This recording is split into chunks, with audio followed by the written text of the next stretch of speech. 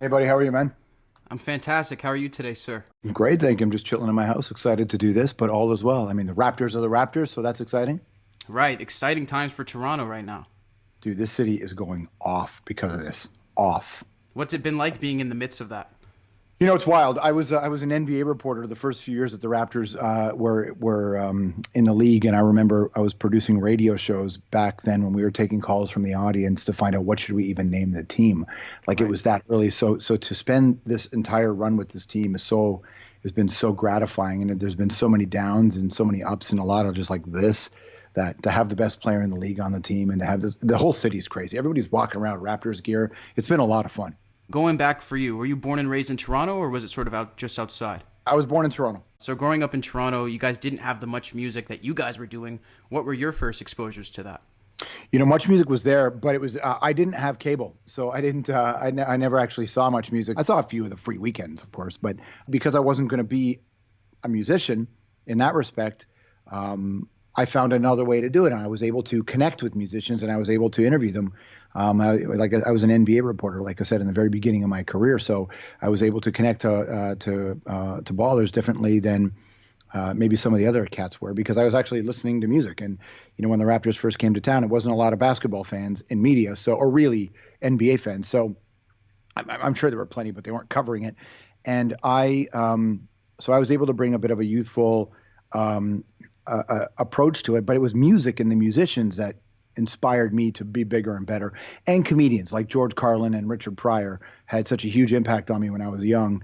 And yeah, so I think that those were the reasons that I wanted to communicate for a living because I found like being on the radio. I'd never really thought about being on TV, but being on the radio to me was like putting out a record. You know, it was your Hmm. way of just reaching people. Right. Okay. Well, that's fascinating. So, in terms of the NBA reporting, is that your first paid gig? Yeah, I think it was.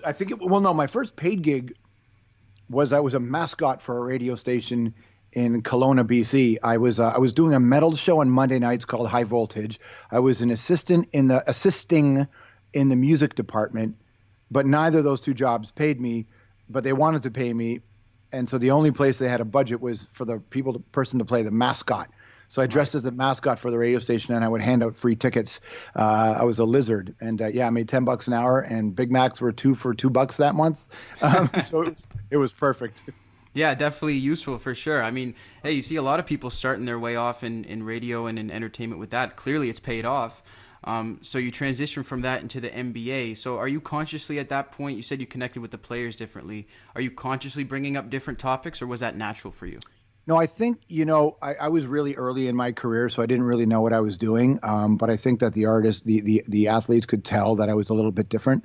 I was definitely a little bit different. I had super long hair and I had earrings, and I was wearing, I wasn't dressed in a suit, so I wasn't playing traditional sportscaster role. That's never really worked for me when I do it that way. Right. So I think that they saw that I was just a bit of a different cat. I'm not saying I was better or worse, but I was able to connect to them on a few different things. I was also closer to their age. Right. Like I was closer to their age, and I listened to a lot of the same music that they listened to. So we were able to, before the microphone was turned on, we could talk about, especially in the mid '90s too, right? We could talk about De La or Tribe, or we could talk about hip hop that was popping at the time because I was listening to the same stuff. So that's where I think I was able to find a connection. It's not, like I said, not that it was better or worse; it was just different. Right. That certainly makes sense. So you're sort of cutting your teeth in that way. How long was it until you progressed from that point into being discovered elsewhere? Or were you not discovered? Did you sort of put your own foot in the door? Because I'm curious on how that worked. I worked at that radio station for 4 years, I think, and then somewhere around early '97, I got offered a job at a radio station in Toronto called The Edge, which is one of those stations I was telling you about, Yeah. CFNY.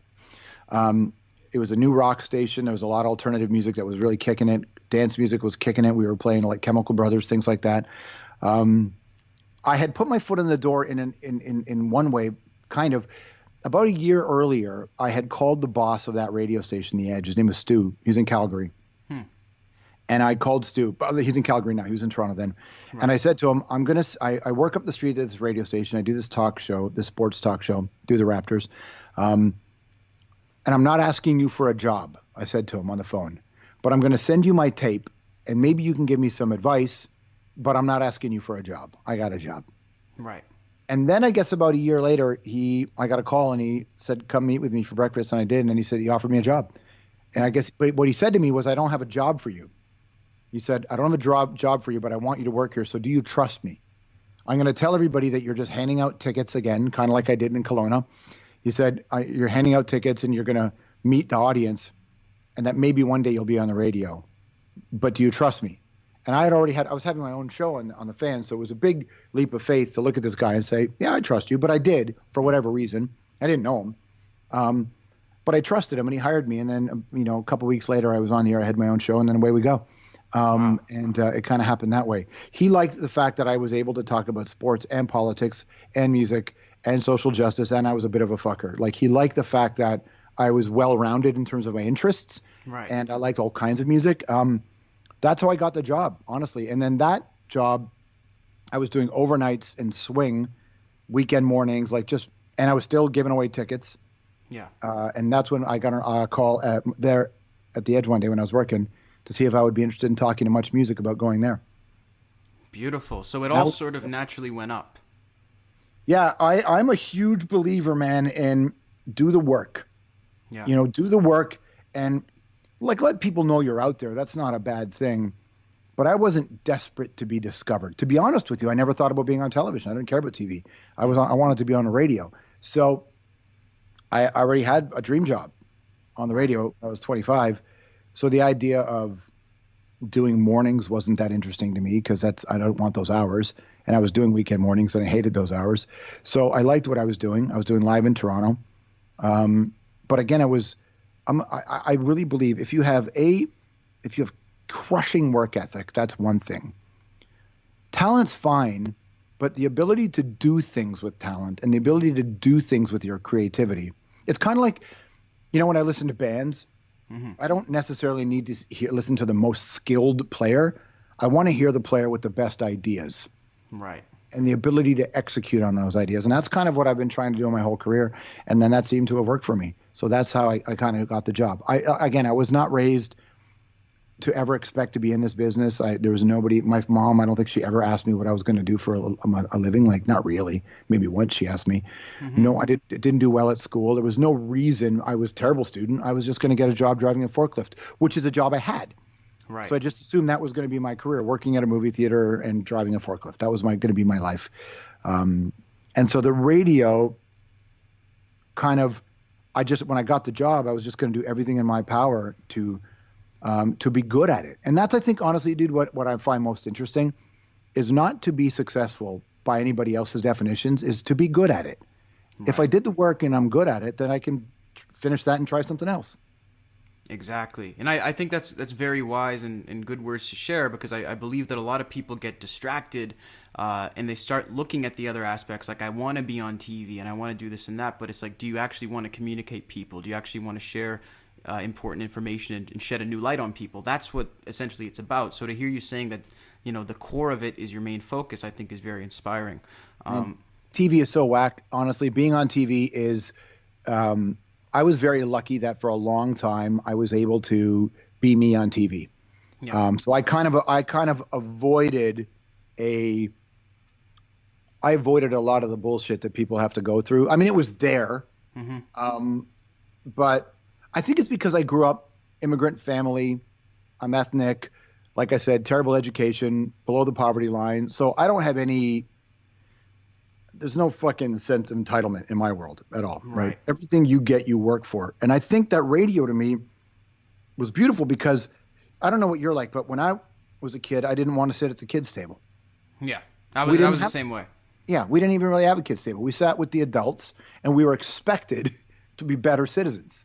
Right. And again, growing up poor and ethnic is different than not growing up poor and ethnic. So when I got into radio, like I said, TV was not. And then when I got the TV job at MuchMusic, I was very comfortable on TV. Yes. I was never nervous about it. I've never been I was more nervous my first few radio shifts at the Fan than I was ever on TV. Really? Yeah, I was never nervous because what the fuck? Like, who cares? It's like it's a job. If you've done the work, you're going to be fine. Right, because you have the skill set. You have a skill set and it's craft. It's craft. And most people, nerves are connected to ego. And I won't let that be my story. I won't let ego get in the way of this. It's just a job. It's an art form. It's a craft. And if you just approach it that way, you're going to be fine. It's not destiny, you know? Right. It's literally about what you do. Yeah, I mean, it's just so blue collar. Get up, go to work, get better at it. And then when you're finished with that, go somewhere else. Well, absolutely. So you mentioned a couple different things. I've heard you speak in the past on different programs about how people, when you were first starting to join CBC, were saying, oh, he's not the guy for this, and they were doubting you in all types of strange ways that weren't warranted. You also mentioned that you're ethnic and you grew up below the poverty line. So I'm curious, did those two factors, when did that start coming in, and do you think that one is related to the other? You mean in terms of how they reacted to me? Yeah, like people trying to hold you back. Do you think it's because of your ethnicity as well, or do you think there's other reasons? I don't think it was ethnicity so much in Toronto. I mean, it's very lucky. And of course, Moses Znaimer doesn't get enough credit in Toronto for what he did by letting people go on the air with their ethnic names. I'll give you an example. When I was in Kelowna, they didn't want me to be George Stroumboulopoulos on the air. And I was actually told by people at the radio station, one person in particular, that ethnic thing might fly in Toronto, but over here, maybe not. Wow. So this is the shit that I was listening to. And I get that because of my skin color, I have enjoyed a certain amount of white privilege for sure. I'm not ignoring that. Sure. So I'm not pretending that I grew up in a way that I didn't. Mm-hmm. So but the ethnic thing in Toronto wasn't so much an issue. And I worked at the Fan. My boss was a guy called Makowitz. So I worked, and when I worked at Much, because Moses and Phyllis Switzer and Denise Donlan and David Kynes helped create this world where you were allowed to be you, I was able to avoid a lot of that stuff. Also, I would never have ever in a million years have put up with it, ever. Right. When I got to CBC, people didn't think that a guy who worked at MuchMusic with earrings should be on the network hosting a primetime news show. That's what it was. Okay. It was the way I chose to present myself. I'm also not educated. I didn't go to university. I didn't even apply to university. The university was never going to happen for me because I was never going to be able to afford it. And I also didn't want all that student debt. So I had university was never even a thing for me. Mm-hmm. And so I think that there was an element of that for sure. There's an element of elitism in media. I'm not against all of that. That's their position. They're allowed to feel that way. Right. In the end, we did that show for a decade. The show was a very big success. Yeah. Did it for a decade. That's amazing. And it's been fun. And I worked with an incredible team. But a lot of when I first took the job at CBC, I was told by the management that a whole bunch of people applied to work on the show. Mm-hmm. The moment it was announced that I was the host, half the people withdrew their applications, but another group of people who never would have applied to CBC applied. Right. And if you look at who runs, a lot of the people in meaningful positions in CBC now and lots of different shows, there are people that came through our show, people that we hired. So yeah, so our the Hour and the George Stroumboulopoulos Tonight Legacy is all over CBC Radio and all over the CBC News. They changed it. We had our team. So it wasn't just me. Our team was amazing, and they helped change a lot of the way CBC looks and feels. And I'm so thrilled that I had the opportunity to work with them. We built this out of nothing. There was 12 of us that built that show, and we had a decade. Yeah, we started it was nothing, man. We designed the show in a pool hall, and 12 people. A lot of them are still working there and mega meaningful positions, running important departments, and in some case near the top of the whole network. Right. So it was a really cool team, and wow. So it was fun. But and in the very beginning, people didn't want to work with a pierced-eared guy who would wear black t-shirts on the air. But I don't give a fuck. Why? Can I swear on this? By the way, is that okay? Certainly, yeah. Yeah, I didn't give a fuck what those people think. It's not that they were bad people. I don't give a shit. It's just I recognize that if you want to be different. I'll tell you the thing that I hate the most about our business is, and actually in life, is if somebody says stay in your lane. Yes. What's your lane? Your lane, you boring. What's your lane? Yeah, the one narrow lane. Yeah, and you can't change. Fuck that, man. So for us, it's be bigger, be stronger, be more interesting, be more loving and compassionate, be better, have different interests. So I knew that we were going to run up against, some obstacles in CBC for sure. But Peter Mansbridge embraced us. He was very positive about us and very supportive. I don't think the show would have lasted if it wasn't for Peter being there for us. So I'm very grateful for that. But yeah, it never bothered me that people were, I mean, sometimes it's frustrating at work. You're like, come on, are we on the same team? But Yeah. then you realize very quickly that not everybody is as team oriented as you may be. Right, that's true. A lot of people, it's me oriented rather than the greater Yeah. good. What can we all do? You know? Which is such a boring way to live your life. It's also not that effective because Yeah. if you want all the perks of that, if you do it the right way, you're going to get the perks anyway. Right. You're going to get the perks anyway. So you might as well just do it the right way and Yeah. be good to people. You're already going to benefit from this career if you're lucky. And why not do it the right way the first time? But media is no different than any walk of life. There are Yeah. people who are supportive and there are people who are not. There are people who are caught up in their own lives. There are people who are not. There are people who are driven by negativity and their own insecurity and their ego, and there are people who are not. So it's Yeah. like it's just it's every company is just a representative of what the culture is really like. It's really just a mixed bag at all times, essentially. Yeah, totally. And you have to work really hard to stay positive and to stay connected to your core values. Your core values, you should never betray your core values if your core values are good. If your core values are shit, then you should change them. Yeah, betray them all the way. Exactly. I'm curious, in terms of, we were talking about The Hour, of course. What was the transition like from going from MuchMusic onto this show where not only are you interviewing musician powerhouses and sports people, but just massive guests of all different kinds? You know, Prince Charles, I believe. What types of, first of all, what was it like making that transition? And how do you think MuchMusic prepared you for that transition? It was strangely easy. Okay. Like it was effortless for me. And I think it's because I was lucky to work at The Edge when I did and at MuchMusic when I did. When I worked at The Edge, there was an expectation that you had to deliver, right? Yeah. And same thing at MuchMusic. But what was so valuable about those things is I was able to work. I worked for someone called Denise Donlin, and I worked with somebody called for David Kynes and with Tanya Natchev. And what you're about as a person was as important as your abilities on the air. Right. And so that to me, and there was a strong social justice current through, with everything we did at MuchMusic. So that prepared me greatly for my time at CBC, especially because I was very lucky to work with producers at CBC who weren't trying to get me to fit into another thing. They wanted me to be me. Yeah. Right. So it was about finding the right way to build a show around, my personality, but not too much around it. So as opposed to they had a show that I would just step in and host. I didn't want to do that. Yeah. So, but also the other thing that MuchMusic prepared me for was it was live, and MuchMusic was about inclusion. Mm-hmm. You know how like most social media today and most media today is about even most reality shows are about making people. It showcases the worst of people's personalities. Yeah. Where at MuchMusic, we were doing conversations about, transgendered artists in the 90s and 2000s. Like we were early 2000s. Like our whole thing at MuchMusic was that everybody was welcome. Yeah.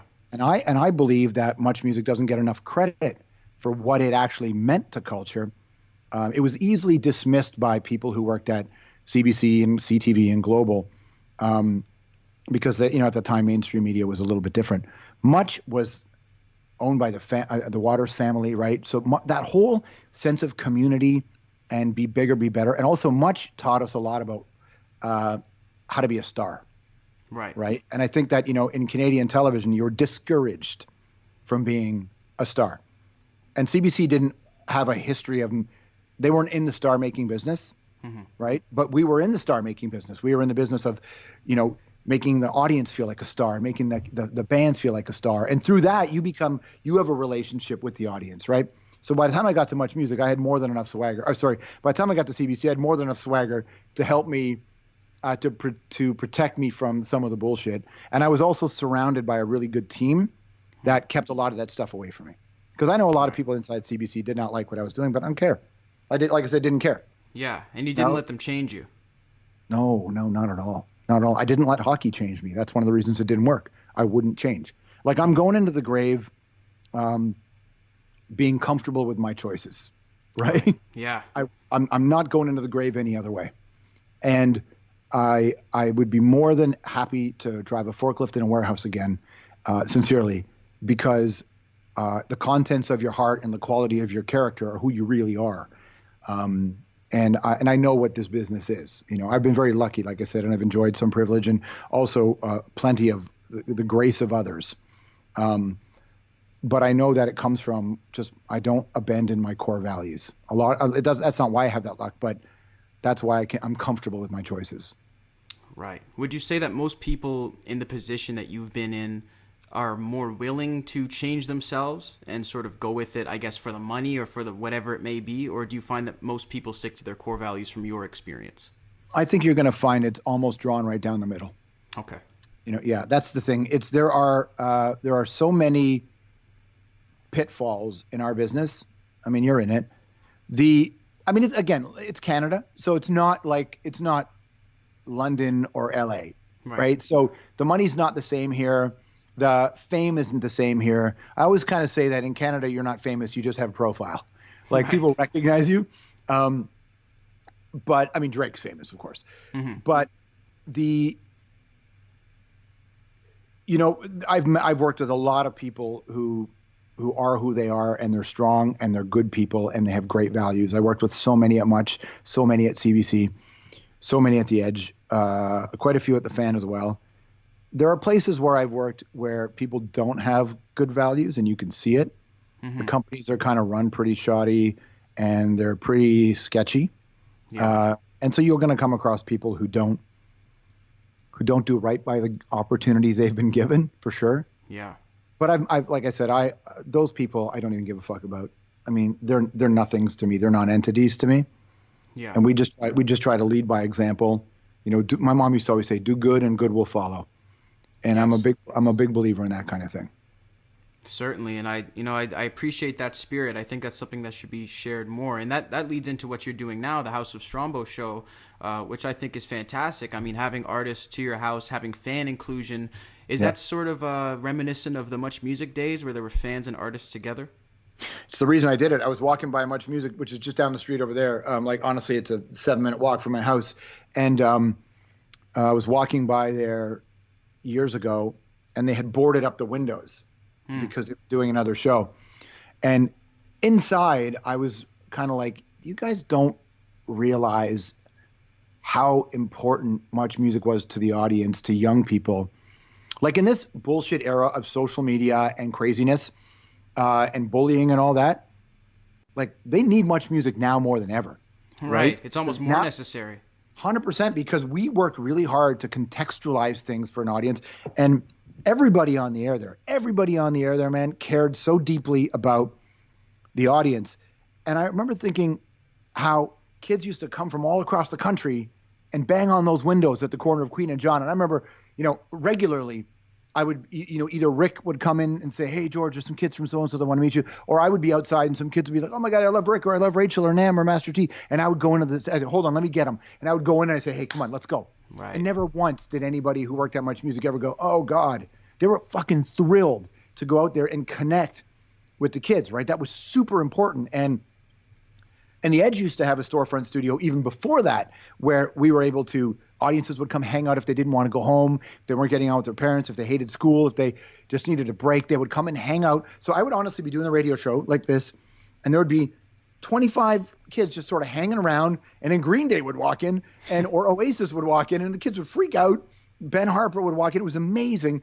And then I would see kids sitting this close to Henry Rollins, or this close to I'm just thinking some, when Kid Rock first came out, or Green Day, or The Cure, or any of these bands, you just this close. Mm-hmm. And I could see the impact it had on the kids' lives, that they were in proximity of somebody they admired deeply and somebody who affected their lives. So I was walking by Much, and The Edge had already shut down. They don't do it the same way. Much is boarded up now. They do another show there. And I'm not mad at them for doing it. They made a business choice. That's cool. I'm happy for the show that's there. They're doing great. Sure. But I thought, is nobody fucking picked up the slack? So I said, fuck it, I'll do it at my house. That's honestly what happened. So I started to bring bands in the house, and I hadn't figured out a way to do audience. So one morning I was in Montreal. I was working the night before. So I got on my Instagram. I was on the plane. We were about to take off. And I went on my Instagram and I said, "Hey, if you like Jimmy Eat World, send me an email. I'm going to land in an hour, and I'll tell you where you can see him." So honestly, Nice. landed in Toronto. Colton, who was producing the show at the time, sent an email to a bunch of people. I got to my house and there was a lineup of people, and fucking Jimmy Eat World came in and played. And the last time I interviewed Jimmy Eat World was at MuchMusic, and I saw the looks in people's faces. These strangers, they're like, "Do you really live here? Do you really live here?" And I actually thought it was important that it was my home, because it means I have skin in the game too. I didn't just get another studio and get it sponsored. Like, I live here. When people said, "Hey, can you use your bathroom?" and they go up to my bathroom, like, it's my bathroom. And that my bedroom's right there. And this upstairs used to have a couch, and now I just put my fucking recording equipment up here. And the green room for the bands are my basement. And I would sit down with the bands and we'd watch TV before they'd go up on stage. Like, it was, and when Robert Plant from Led Zeppelin or James Hetfield from Metallica came in here, it was like, what? When Peaches came in and Sookin Lee came by, which was such a treat. And I saw how people reacted, and they just loved being this close. Also, house shows have existed forever, but not a lot of people in my position, who have some profile, open the doors up to strangers and go, "Hey, come on in and see fucking amazing bands play." Seriously, it's so unique. Yeah, and people freak out, and I think that's really cool, and I like being a part of it. I like I've always felt, like I said, it's my responsibility to be of my time for my community. Just like it's yours, Cassius. It's everybody's responsibility to be there for their community. You see how in politics it's very divided, but I'm a firm believer in we're better in this together than we are apart. So I thought, come into my house, and if shit gets broken, who cares? If shit gets stolen, like, who really cares? It's just stuff. And you know what? Nothing really goes wrong in here. Knock on wood, but nothing really, because people they're appreciative of the experience. And if you have a chance to see the best metal band in the world playing a 30-minute set, or Alexis on Fire just reunited and played a killer set in my living room, people freaked out. Like, we're getting ratings on those big concerts that are more than we used to get on MuchMusic for the things we used to do. I'm getting more views on that than I'm, getting on when I used to get at MuchMusic, like way more. And it's on YouTube. It's the Strombo show on YouTube, and you can see how many bands we've had in here. It's a bit crazy, actually. I love it. I mean, it's so much fun to me. I've never had this is the time of my life, honestly. Absolutely. It looks great. I mean, a good friend of mine, Danko Jones, I think was just on your last episode. So, I mean, I was just watching that. Dude, I've interviewed Danko in the 90s, the 2000s, and the 2010s. Crazy. 3 decades, Danko. You're friends with Danko? Yeah, we became friends a couple of years ago, and I did his podcast, and we got to meet on the road and stuff. He's a great guy. He's a great guy, and JC in the band is amazing. JC I knew from Danko Jones when I was working as an usher at a movie theater, and I was working at the Fan, the radio station, at the same time. My buddy was an assistant manager at a movie theater in uptown Toronto, and I went in there, and the guy ripping tickets was JC, and he says, "Hey, man," because we were friends, and he says, "Hey, I got a band starting soon." They just started this band called Danko Jones. Wow. That's how far back I go with JC. That's crazy, right down to the beginning. Right to the beginning, yep. Unbelievable. Well, listen, I'm incredibly grateful for your time that you've given me today. We've sort of done a career. What's that? I got more time if you want. I'm good, but take your time. Beautiful. Yeah, I was honestly just gonna double check because we sort of done a career interview and we've kind of led up to this point. So I just had a couple of questions, I guess, about the current state of media. You mentioned how it's your responsibility to be with the times in this business. Yeah. That's what you mentioned. What are your thoughts on the parallel, or I guess it's almost like feels like a rivalry of some sort between independent media and broadcast media, because it sort of feels like that is what you were describing with MuchMusic and CBC or companies like it in the past. However, they were both mainstream media. Now we're sort of seeing that relationship with independent media and mainstream. Just curious on your thoughts. Much was owned by Chum at the time, right? The Waters family. So even though it had a big radio presence, it wasn't a huge company relative to, when CTV bought them. It also wasn't a telecommunications company. And I think this is an important thing that people don't talk about enough in this country, is that aside from CBC, the 3 major mainstream medias are telcos. So the people that control your access to the internet, right, are the same people that have those shows, that run that stuff. CBC is not an ISP. It does not control your access to the internet, doesn't control your access to phones, right, where the other companies do. Yeah. So. I didn't know that. Yeah, I mean, like, if you think about it, like Shaw, is a cable company, as you know from out west. Rogers is a phone company and cable company, and so is Bell. It's true. So they control your access to everything. So when people are like, oh, you know what, people are cord cutting. Yeah, sure, they're cord cutting, but they're fucking streaming on your internet. Right, exactly. You're making a shitload of money off that too. Yeah. So I do think that the rise of independent media is great.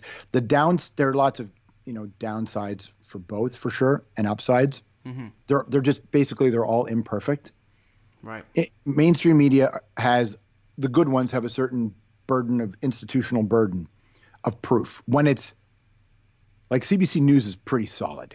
Yeah. CTV News is pretty solid. Global News is pretty solid. Like their news departments are pretty solid. Imperfect. Yes. Lots of problems, of course, everywhere. But there's a big difference between corporate media and non-corporate media. So I kind of look at it that way. So the corporate media has a very different responsibility. Their responsibility is to increase the share of their shareholders. Everybody knows that, right? Yeah. Independent media now has been replaced by a thing I saw on an Instagram meme. Right. Exactly. Like, honestly, I mean, I remember interviewing Bobby Kennedy Jr., and he said, we're the most entertained, least informed generation in history. And I like that. It's true. And you have access to more stuff. But because fake news is real, I'm never mad at fake news, by the way, because I wasn't raised to trust the government or trust the media. So why would I expect them to be on my side? Thank you. Like, I've never in a million years, like, people go, oh, we were fucking lied to. Yeah, but what do you mean? Like, why did you think it would be different? Right? Right. We've seen the pattern. It's from the beginning of time. Yeah. They who control the information controls the information. Yeah. So, but I do say we've been very lucky in Canada. Even our corporate media has been pretty decent. Again, there's lots of mistakes that happen everywhere. Mm-hmm. And, when you look at the rise of non-corporate media, especially social media and independent media, which is really just podcasts and blogs. Blogs are mostly gone, but podcasts and Twitter feeds and things like that. YouTube, yeah. There's no shortage of opinions out there for sure. I'll tell you what suffered in my estimation, is investigative journalism. And that's really the crucial shit, is the investigative journalism. Yeah. That's the stuff that needs more funding. There are some amazing podcasts. Connie Walker's doing amazing podcasts about missing and murdered Indigenous women. I mean, they're doing stuff that MSM hasn't done forever. Yeah, that's huge. So totally. So Canada Land is doing some really, really great journalism, and they're more of a media criticism site, but they certainly do journalism as well. And of course, they have lots of offerings. But Canada Land is a very important voice, and I love what Connie Walker's doing. And you can see some really meaningful stuff in indie media. Yeah. But I'll say this: it's new, obviously, and I don't know what it's going to turn into. Mm-hmm. We're already, it feels like peak podcast, right? Yeah. And no one really gets accurate numbers about who's listening to the podcasts. Mm-hmm. So I don't think that many podcasts are that successful. I think a handful of them are huge. A few others do really well. And then the rest kind of get a meaningful, but not a huge audience. And I'm very excited about it. Like we're independent media, mm-hmm. And I'm very excited about it because you have more control, but you also have a bigger burden of proof. Yeah. I think Twitter has been amazing and also horseshit for people. Everybody was like, oh, democratize media, give the people the voice. Well, okay, you got it. Now what happened? Yeah, it's a little wild. Look at Twitter. Like, Twitter is a great example. Facebook is a great example of how people have every right to have the voice and the platform, but people also cannot act anymore like they'd be better than anybody else because they're the same. People are the same. There are good people and honest people, and then there's the other side. Yeah. But yeah, like I said, there's lots of great stuff out there in mainstream media, lots of great stuff in independent media, lots of great stuff in corporate media. Right. But my whole thing is always follow the money. Who stands to benefit the most from this story? Who stands to benefit the most from this point of view? Right? And just explore that. People need to do, as I've said this a million times, people need to, knowing the truth is kind of on you. Yes. I don't think Twitter is the right place for it anymore. I think Twitter is a great place to get people introduced to ideas, but you have to curate your followers and who you follow so specifically. Seriously, just it's to avoid. insane. It's insane. It's fucking madness, and it's exactly what Black Flag told us was going to happen. It's exactly what Ice Cube said was going to happen. I mean, it's not like if I honestly think, dude, I honestly think if people listen to better music, they wouldn't be surprised that this happened. All That's you have to so true. Listen to punk and hip hop like back in the day, and you knew this was coming. It's true. They predicted it. It's They written. predicted it because they fucking realized that the system's not broken. The system's designed this way. They keep Right. you down. The system's designed. You know better than I do. I'm sure you've experienced it a lot in your life. Well, it And- sort of feels like a trap in some ways. Yeah. I bet you it does. I'm excited by what it could be. I'm excited by when good people find ways to break through. I'm excited that somebody like AOC in the U.S. can have power. I love seeing Elizabeth Warren, being protected and being supported online. I love seeing the people who support Trump and don't support Trump. I love seeing everybody show you who they are. Yeah.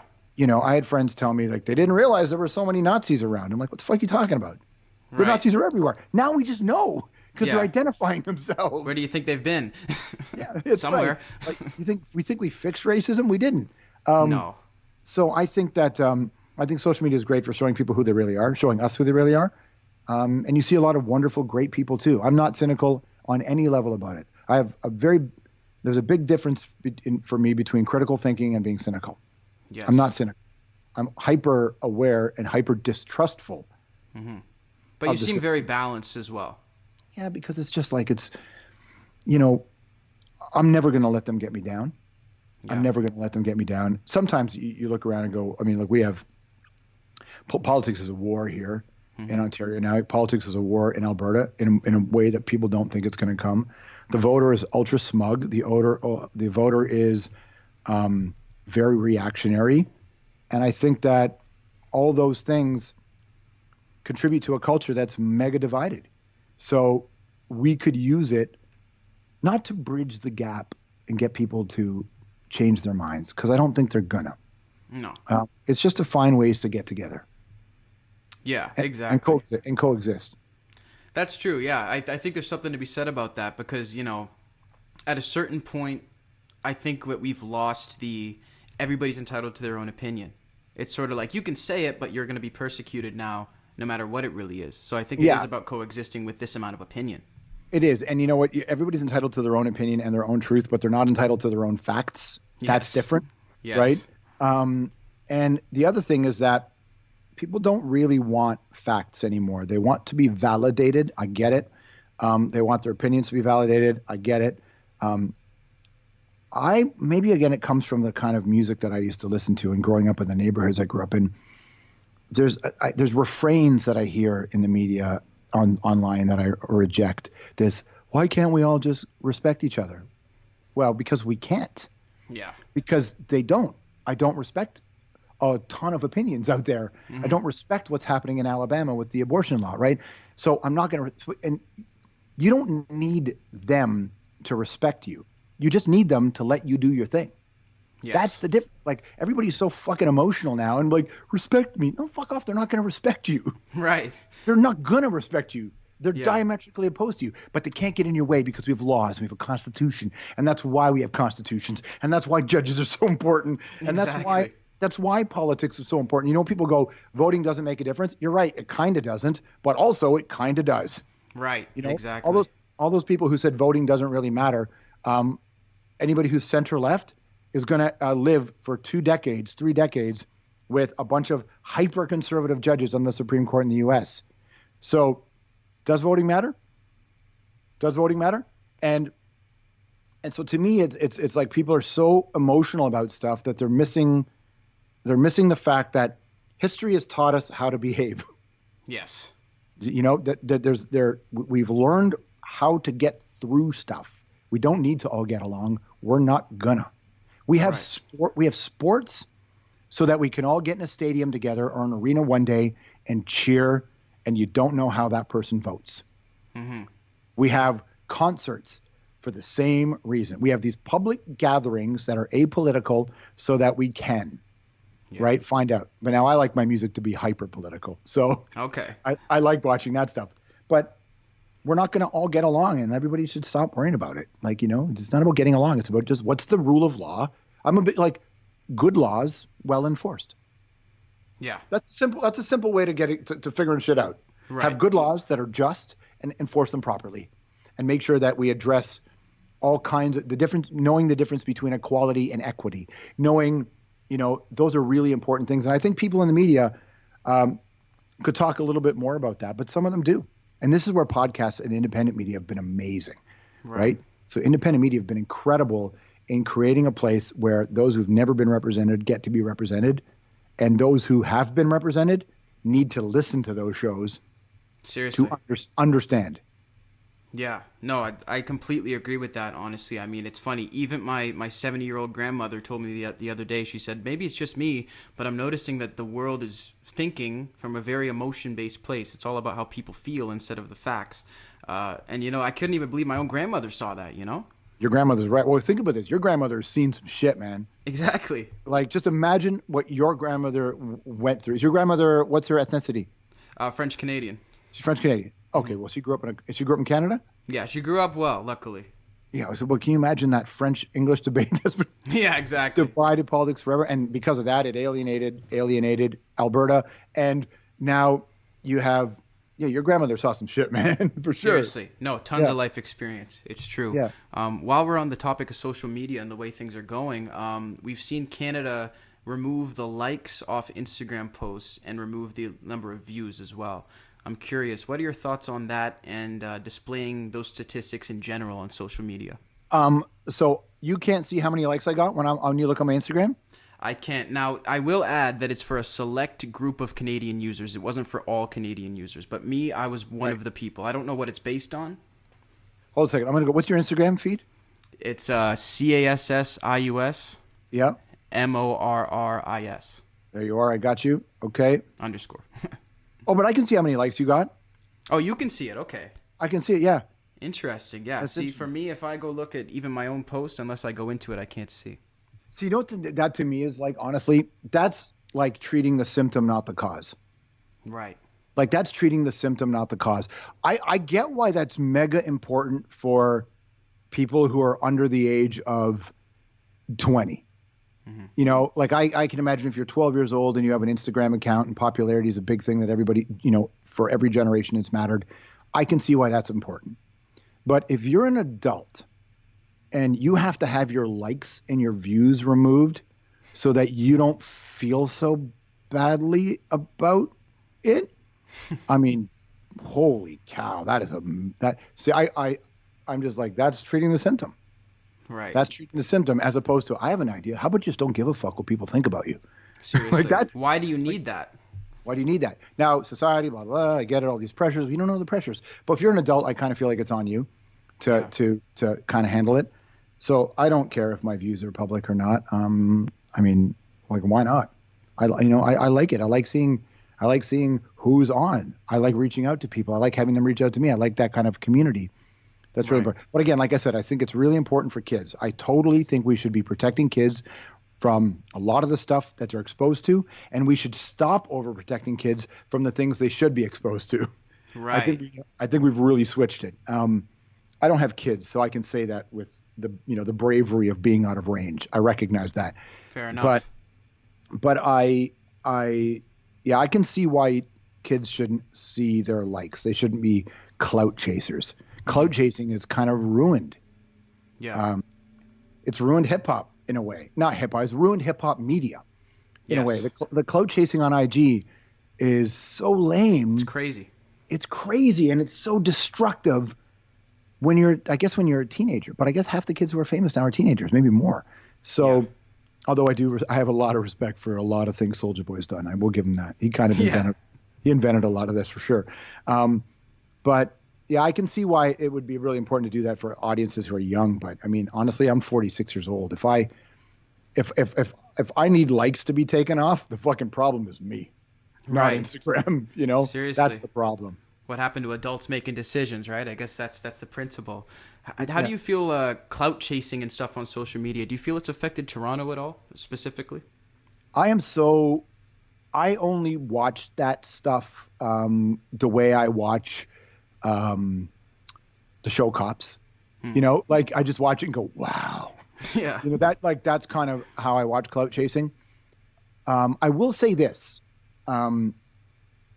A lot of the guys that I know that are in the clout chase game in the States, young guys, they're always on the hustle. The society is so skewed against them.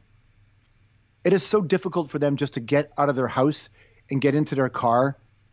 They're worried every day about getting shot by the police, and they're not breaking the law, right? Yeah. Like, so for a lot of these kids who have a mega racist system, who have a mega classist system, they don't have any opportunities really, like they're not the same opportunities that a lot of people have. So if you can clout chase and find a way to make some sneaker game money, and you're an entrepreneur, I give them a lot of credit for that, because all the people that got rich in the oil business, like the owners, the people that got rich in the water business, the power business, I mean, they're just robber barons who are the original clout chasers. And we can't just let 15, I mean, there's hundreds, but 15 rich white guys control the energy resources, right? By stepping on everybody to get there, and then get mad at it when a kid's trying to get his, right? So you raised them, you Donald Trumped them into thinking that this is all about the art of the deal. Sure, I can see that. So I'm not knocking on any of. I think clout chasing has ruined hip hop media in the way that it's just, this has happened in rock before and everything else. It's gossip columnists. It's like that shit that the Inquirer shit. That's what this is. It's just gossip that's designed to destroy people as opposed to build them up. So it's negative for sure. But I understand why, if that's your way of being an entrepreneur, go get it. Go get it, girl. Go get it, boy. Go get it. Get it however you identify. Go get it. Non-binary, go get it. Because the people who control this world, and I'm not a conspiracy guy, but we know for a fact, very few people got wealthy without taking advantage of somebody. Yeah. And so we can't get mad at the kids doing it today, and they're doing a much, much less harmful version than the clout chasing of the energies business. That's interesting, yeah. And media and cable and all that stuff. Right. It's sort of, I mean, you mentioned symptoms. It's sort of a symptom of the underlying issue, really, the grander issue. 100%. I am a big fan of doing, like, communally trying to, you can't right wrongs, but you can address the past, right? Yeah. What I mean when I say you can't right wrongs is there's nothing that the government's going to do today that's going to make up for the residential school, like travesty. Not a chance. You can't right that. But what you can do is make meaningful change to provide equity, not equality, and reparations, or however, like real, meaningful, and get people from, regardless of, for any group that has honestly been destroyed by the system, give them a shot, right? Give them a shot. Equal outcome is not the same thing as equal opportunity. But the reality is very few people, if anybody, gets equal opportunity, right? So I feel like I like talking to you about this, because I feel like this is my whole reason for being in media. Even when I worked at MuchMusic, was always about just like, look at who's in charge. Yeah. And not everything we talk about has to be that. But the audience has to know that you're on their side. Right. And that's important. I bumped into a kid the other day. It was maybe a couple months ago. I was actually doing a thing with Ed the Sock, a young man, a young person. And so I was there. I met people there. One person who walked up to me, he's Two-Spirit, they identify as Two-Spirit. And they said, watching us at MuchMusic back in the day, watching Ed and I, they were like, oh, those people welcome me and accept me. The language they used was, they're weird too. Right. And that was their language. And I really, like, that meant the world to me because that's what we were trying to do. And so I tried to approach, especially the things that on first blush that I would reject. Like, honestly, listening to Soulja Boy spout off on The Breakfast Club, it's just like, oh, for fuck's sake, Yeah. right? But you check your own bias, you check your own filter, and you just try to get through your filter and go, okay, let's hear this. Mm-hmm. You know, why is this? There are a lot of people that are rich today because of what Soulja Boy did on YouTube, right? And SoundCloud. So where is this coming from? That, you know, sometimes people are just trying to get theirs. That's fine. But sometimes there's more to it. And I think it's really, it behooves us as people to be a little bit more open to that. We talked about this with Drake off the top. Like, racism is part of the reason that people are mad at Drake. You know, racism is part of the reason. You don't think if there was a white, like, superstar sitting at the hockey arena here or in Calgary or in Edmonton, banging on the glass, being the biggest cheerleader ever, and behind the scenes helping to create a culture and a vibe at that organization that made it a place more desirable for superstars to come, like, you think they would get as much grief? No, I don't think so. Not a chance, man. Yeah. Not a chance. Now, and people will get mad at me because they're like, not everything is race related. And that is true. It's not, but I'm willing to say that it's probably more hatred directed at him for being mixed race than if he was one or the other. 100%. 100%. I agree with you so much. And all Drake has quietly done is just, I mean, listen, as a guy from the T-Dot, nobody in history has repped this town so hard. Yeah. Nobody has repped this town so hard that I'm like, Toronto could use a bit more swagger. And I'm Seriously. thankful that Drake showed up and was just like, elbows out. So I'm a big believer, again, growing up ethnic, but being in neighborhoods that were also very not white. I watched how my friends who are not white were treated very differently than I was. Man, in the 90s, I was working at a sports radio station and I went to the Canadian Open. I was like just a junior kid there. I was going to the Canadian Open. I rolled in. I had my car and there was another car there. And the guy driving the other car was our engineer, who was a black guy. We had the same pass. Yeah. This isn't like, I don't know what the golf course was where the Canadian Open was back then. I'm like this. I look like I didn't belong. Long hair, earrings, fucking nose ring. Like, the hell was I doing there, right? Same pass. Boom. I get to park on the grounds. This guy, boom. You don't get to park here. Sent him elsewhere. And I'm like, I actually looked at the guy. Same pass. And I looked at the guy at the golf course and went, that is such bullshit. And he goes, the lot's full. And I went into the lot. No, it wasn't. Wow. So I saw in my own eyes. I saw it when I was, covering hockey and the PK Subban stuff. I saw, again, I recognize it. I'm not breaking any news here to people. And people who aren't white know this all too well, that this shit is all around us. And I just don't want to be one of those guys that isn't listening. Mm-hmm. I don't want to be one of those guys that misses that shit all the time. So I don't want to be that way. And so I put the onus on me to be stronger, be better, be more thoughtful. So it's on me. It's nobody's job to train me. It's my job to fucking learn and listen. And I saw it in sports. I see it in music. I see it in media all the time. Look at the way headlines are written. You see this, man. You know better than I do. It's insane. It's insane. So I think it's our job to be, and this is where my long Robertson Davies roundabout way of getting back to your original point is that this is where independent media has been way better than traditional media. Mm-hmm. Way better than traditional media. I'm listening to podcasts now hosted by Muslim women who love sports, who basically smash the patriarchy of sports. And it's amazing. And listen, as a guy who listened to so much sports radio and TV and made so much of it, this is like real fresh voice. This is the kind of shit, like, that's the stuff that you never, ever, ever, ever would have got on mainstream media. Like, in a million years. It's true.